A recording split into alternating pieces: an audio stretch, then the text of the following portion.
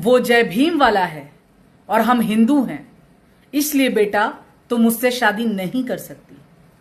ये आंचल के पिताजी के शब्द थे, जिन शब्दों ने, जिन जातिवादी मानसिकता ने ऐसे जातंकवादियों को जन्म दिया और ऐसी जातंकवादी व्यवस्था के अंतर्गत एक बेटे की जान चली गई। एक बेटे को बेरहमी से मार दिया गया, उसका सर कुचल दिया गया, उसको गोली मार दी गई, उसको लात घूसों से बेरहमी से पीटा गया और मारा गया। सोचिए, बोला गया कि वो जय भीम वाला है।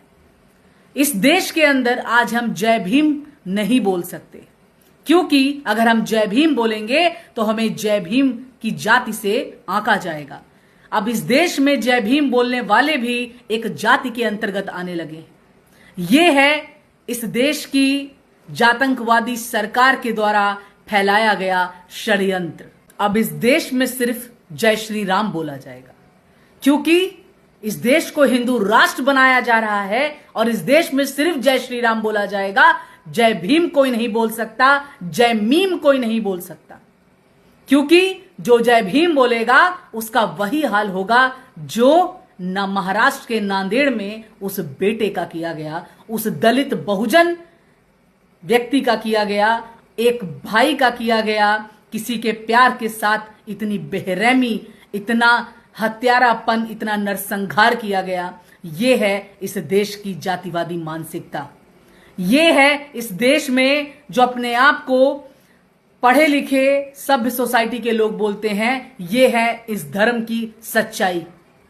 ये है इस धर्म के लोग, ये पाखंडी, ये जातंकवादी, ये मनुवादी लोग जो इस देश में, जो इस देश की सत्ता पर बैठे हुए हैं और अपने हिसाब से इस देश को चला रहे हैं और इस देश पे राज कर रहे हैं। और इन्होंने बहुजनों को, दलितों को, आदिवासियों को, मुस्लिमों को, माइनॉरिटीज को सिर्फ और सिर्फ इन्होंने कचरा समझ रखा है। कचड़ा, और ये कचड़ा समझते हैं इन लोगों को और इसलिए कचड़े की तरह ट्रीट किया जा रहा है इन लोगों के साथ। साथियों, यकीन मानो, सबसे ज्यादा असंवैधानिक सरकार आज हमने अपने हाथों से चुन करके सत्ता में भेज दी और